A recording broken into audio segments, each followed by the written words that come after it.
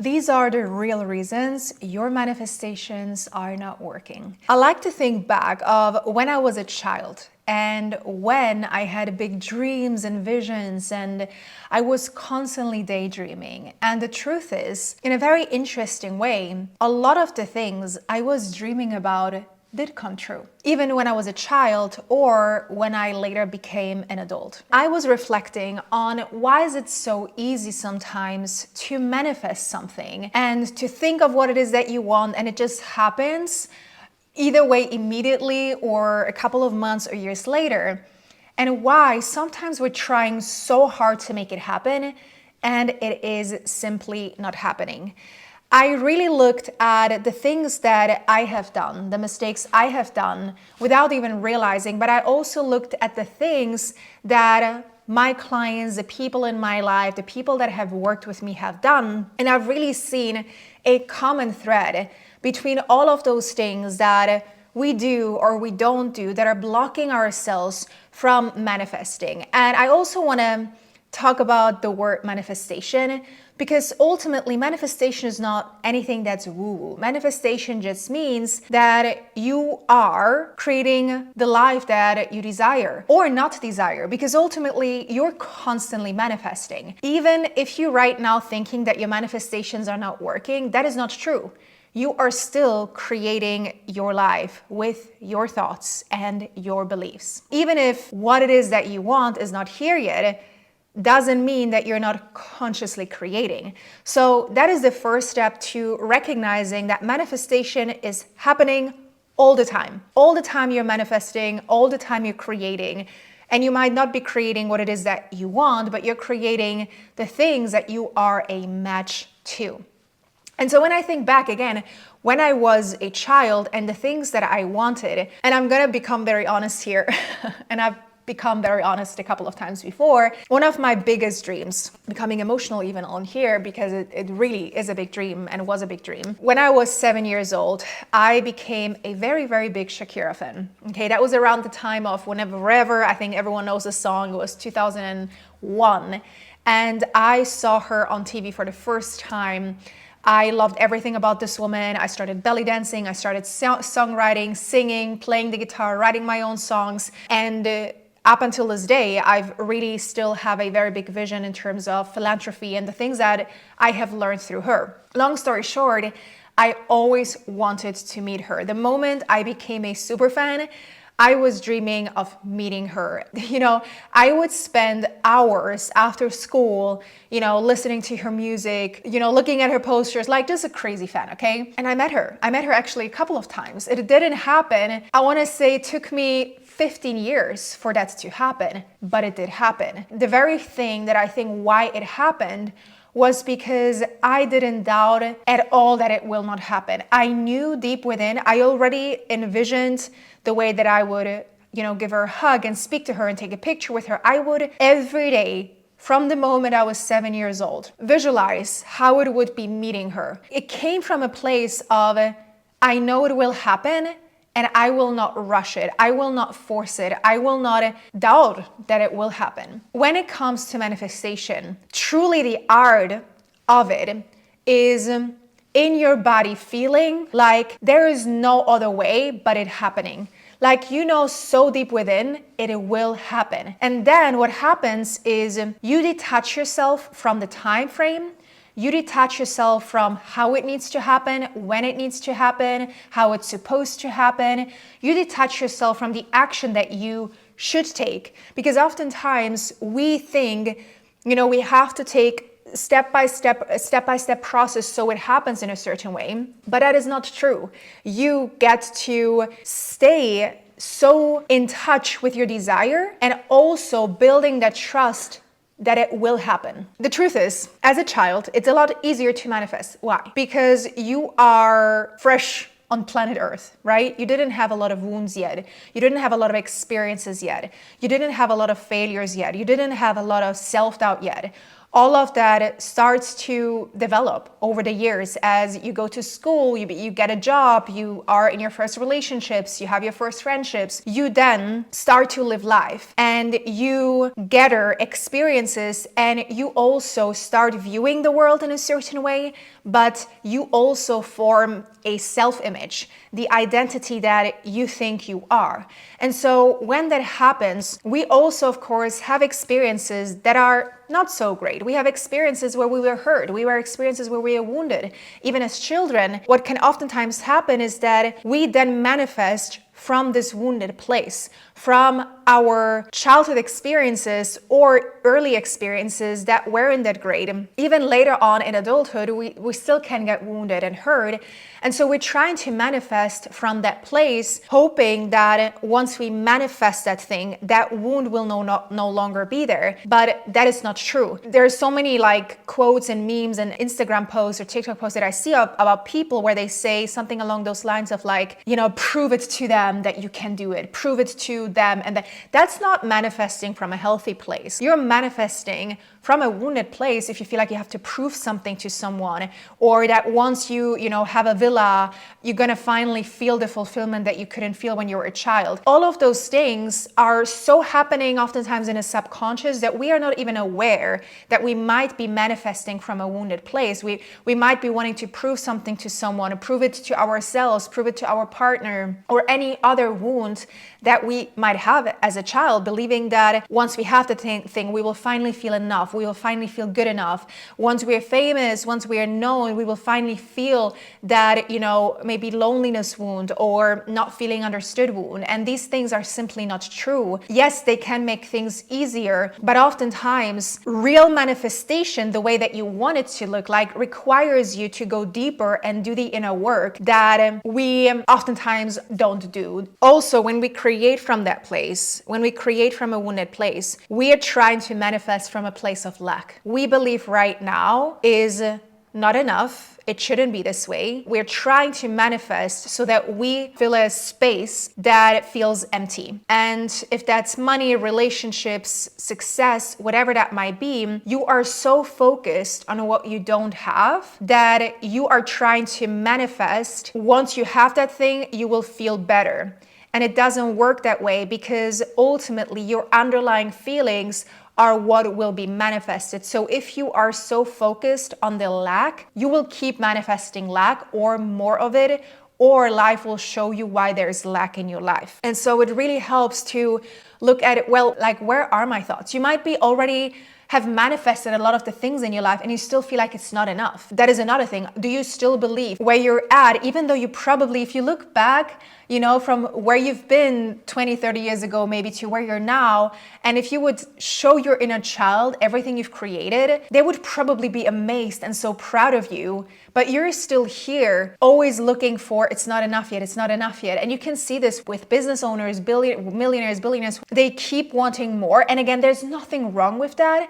But if it comes from a place of never feeling like right now is enough, you will keep striving for something where you believe that will fill your gap or will fill the space, the void that feels so uncomfortable feeling right now. The next thing I want to talk about is you are not manifesting from a feminine energy space. Now, it doesn't matter which gender you are. Feminine, masculine energy, it's universal. We all have those two energies. In order for you to truly manifest, you got to be willing to also heal your feminine wound. And many people have too much masculine energy, too little feminine energy. That is because of the way that a lot of us grew up. I personally also grew up. My parents are immigrant parents. I've always learned about working hard is the only way to go. And I am grateful because I learned to go for what I want and work hard. But at the same time, it also created a wound within me where I never felt good enough unless I worked really hard, unless I had some achievements that made me feel like I was enough, I was good enough. You got to be able to step into the feminine energy, because the feminine energy is the one of attracting, is the one of receiving. And when you're so stuck in the masculine of doing more, achieving more, grinding more, you have no space to also lean back and receive, because you always feel like there is never enough. So it's you see how it's all interconnected in a way. When you are in that feminine energy and you embody that, you attract instead of you having to be the one to chase. Like you walking into your room and people coming up to you and wanting to know who you are, what your name is. All of a sudden clients showing up, knocking at your door, wanting to work with you. Like There are so many ways to identify if you are in your feminine energy or if you're in your masculine. The feminine energy really comes through though when you have allowed yourself to look at your wounds, to look at your triggers, to look at your past, because oftentimes why we're having a hard time stepping into the feminine energy is because we haven't done the healing work in the first place. I see so many women wanting to step into it, but are really having a hard time doing that because they are unwilling to look at the inner works. The best way to explain the feminine energy, and I've shared this example a couple of times before, but it's truly one of my favorites, is imagine how you would catch a butterfly. Most people would catch a butterfly with a butterfly catcher. Like imagine this little net, right? You run around trying to catch a butterfly. You can definitely catch a butterfly. I mean, it's exhausting because butterflies fly, from left to right, up and down, like they're unpredictable. You can maybe catch one or two, but you're gonna be exhausted. It's gonna be hard. It's gonna be super difficult. Or what about you think about a way to attract these butterflies without you having to run after them and catch them? How would you attract butterflies? Flowers, plants. That's where butterflies go to. So what about instead of you getting yourself a butterfly catcher and running around trying to catch those butterflies, you build a beautiful garden where these butterflies come to you? That, my friends, is called feminine energy. You are the garden. You gotta look at the plants that are dead, that need nourishment. You got to take care of the plants. The plants need sunlight. The plants need water. The plants need love. This is you. In order for you to step into your feminine energy, you got to honor yourself. You got to look at what no longer belongs. You got to rip it out. You got to go out into the sun, be happy, enjoy life, nourish yourself. All of those things are feminine energy. If you are trying to, for example, build a business right now, but you are not utilizing your feminine energy, I will guarantee you a point will come where you can no longer not be in your feminine energy. I've built the beginning of my business years on top of masculine energy until I realized it was not sustainable. And very quickly I learned the feminine energy and how to step into that as well. That doesn't mean masculine energy is bad. You need both. Without masculine energy, there's no execution, but feminine energy allows you to truly attract and do it from a place that feels aligned, nourished, grounded. Your nervous system is regulated. That's truly the key to manifesting and attracting things into your life instead of you chasing those things. The next thing as to why your manifestations are not working is I want to bring in a concept that I didn't think I was going to bring in, but it kind of just came through and I was like, okay, let's just talk about that. Quantum leaping. Quantum leaping is a concept where, you jump from one result to like 10x all of a sudden. Or, for example, a lot of people, if you know Sabrina Carpenter, they say she quantum leaped. She had this overnight success. Like overnight success is usually a term that is a term described in terms of quantum leaps. But what a lot of people don't know is about Sabrina Carpenter. I don't know her that much, so I don't want to say too much, but a lot of people all of a sudden know her. She had those big hits and everyone now hears her on the radio, but it took her 10 years to get there. It doesn't mean that all of a sudden she signed a record label and she became successful overnight. No, it took her 10 years to have a quantum leap and all of a sudden everyone knows her. Why this is relevant to you? In order for you to have a quantum leap as well, where all of a sudden things just start moving and changing so much quicker, is you realizing that you got to start doing things differently. My favorite quote by Albert Einstein is, insanity is doing the same thing over and over again and expecting different results. If right now you've been trying to manifest and your manifestations are not working and you do it over and over again, and you're trying to believe in it and you're trying to whatever it is that you're doing, you're probably doing the same thing over and over again and expecting a different results. But my friends, this is not how it's going to work. If you want a different life, you got to do things differently. You got to up-level yourself. You got to up-level your actions. For example, this can be in small things.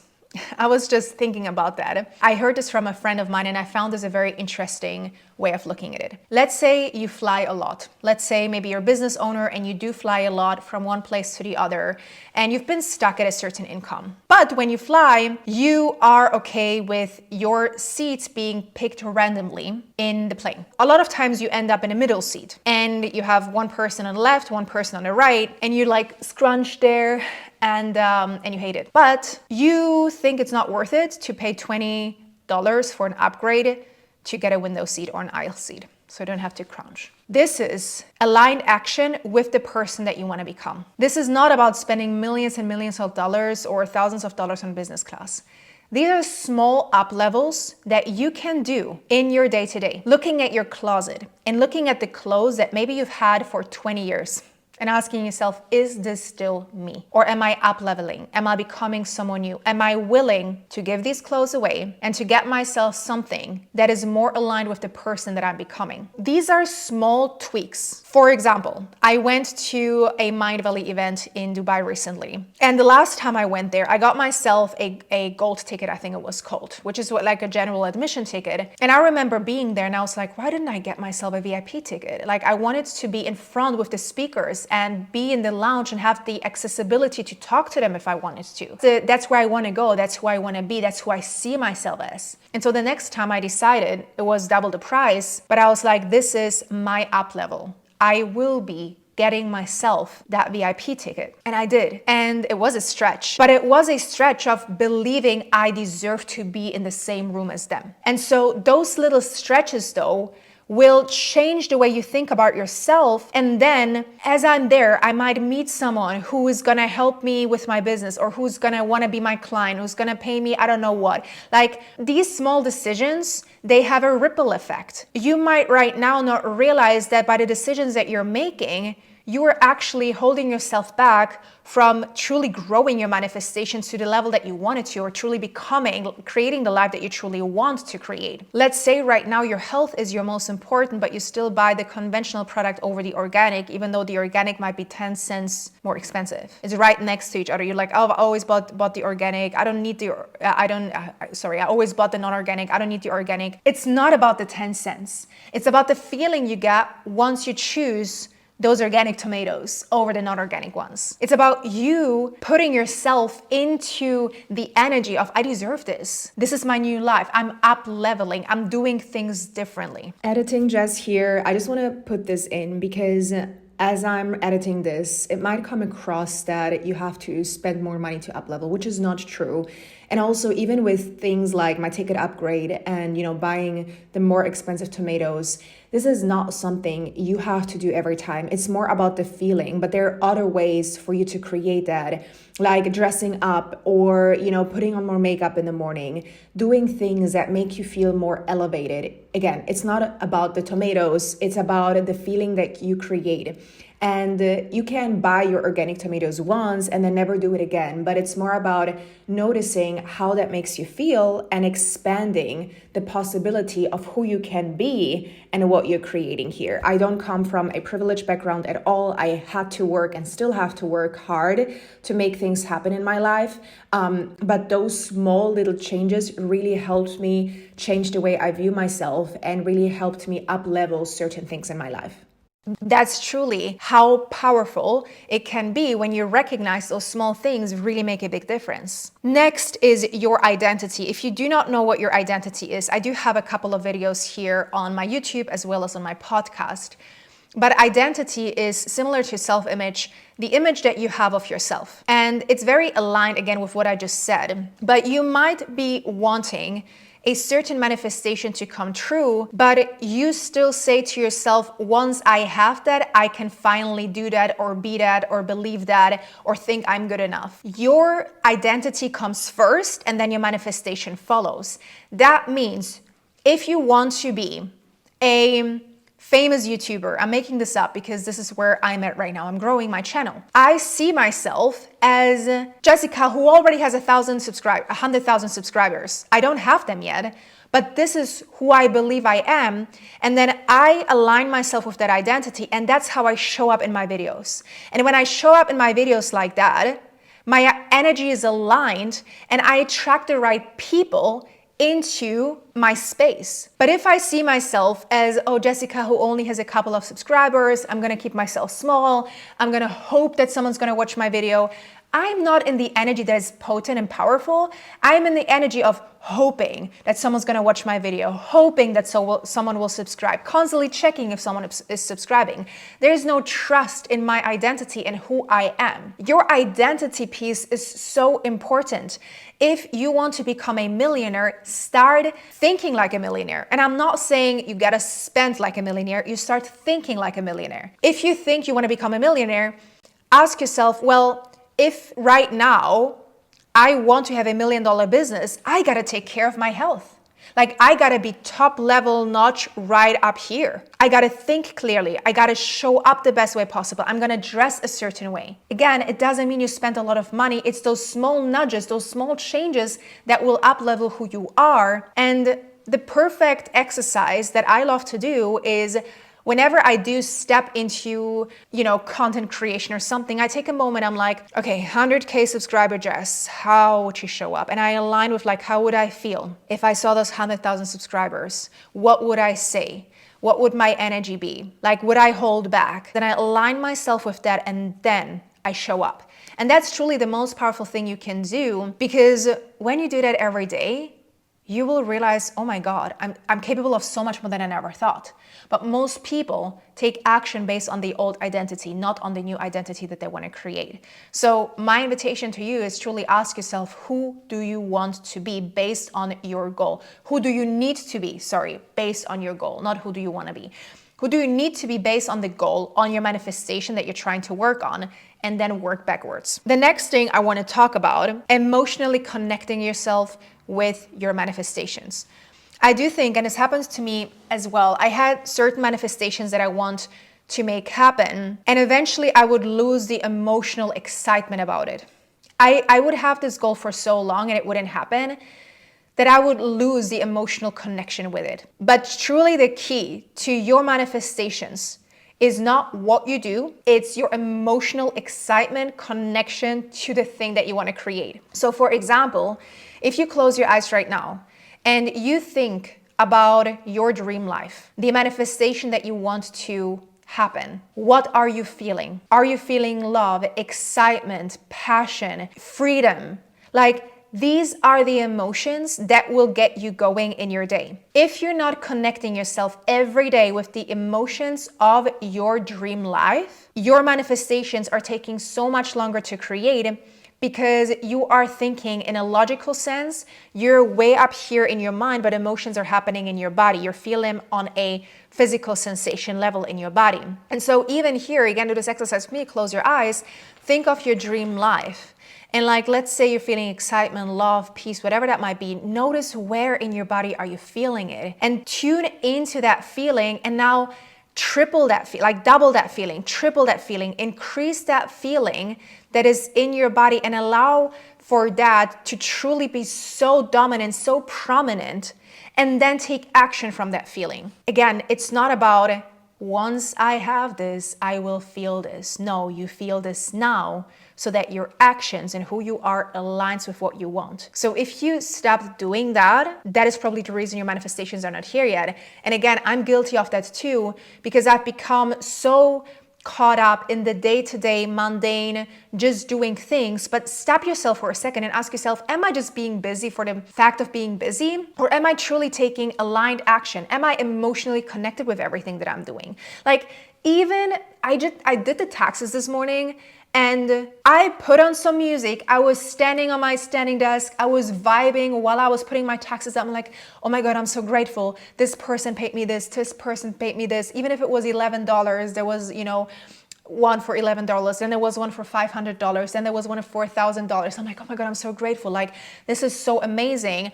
And so I put myself into this energy of like gratitude and receiving and more abundance, rather than being like, oh, damn it, I have to do the taxes now. This is so annoying. Like, how many times do we take those mundane things and we can turn it around so easily, so quickly, which will make a big difference to your overall feeling and to the overall results that you're creating in your life. I do think this is a pretty big one. Why your manifestations might not be here yet is because you might actually not yet be ready for true change. It is scary to change your life. It is scary to start doing things differently. It is scary to be okay with, it was like this, but I want it to be like that. That means there are certain things that have to go.